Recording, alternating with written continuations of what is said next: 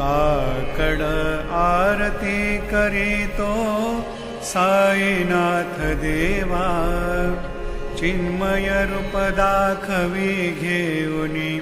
बालक लघु सेवा काम क्रोध मद मत्सर आटुनी काकडा केला वैराग्याचे तूप घालुनी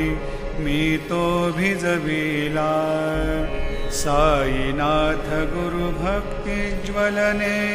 तो मी पेटविला तदवृत्ती जाळुनी गुरुनी प्रकाश पाडिला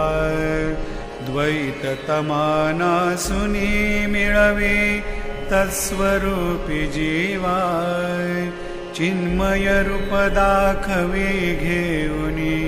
बालक लघु सेवा काकड आरती करीतो साईनाथ देवा चिन्मय रूप दाखवी घेऊनी बालक लघु सेवा भूखे चरव्यापुनी अवघे हृत्कमली राहशी तोची दत्त देव शिरडी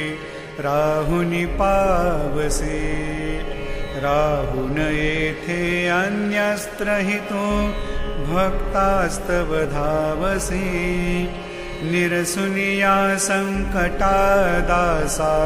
अनुभव दाविसे न कळे त्वल्लीला हि कोण्या देवा वा मानवा चिन्मय रूप दाखवी घेऊनी बालक लघु सेवा काकड आरती करीतो साईनाथ देवा चिन्मय रूप दाखवी घेऊनी बालक लघु सेवा त्वद्यशदुन्दुभिने सारे अंबर हे कोंदले सगुणमूर्ती पाहण्या आतुर जन शिरडी आले प्राशुनी त्वद्वचनामृतामुचे देहभान हरपले सोडुनिया दुरभिमान मानस त्वच्चरणी वाहिले कृपा करोनी साई माऊली दास पदरी घ्यावा चिन्मय रूप दाखवी घेऊनी बालक लघु सेवा काकड आरती करीतो साईनाथ देवा चिन्मय रूप दाखवी घेऊनी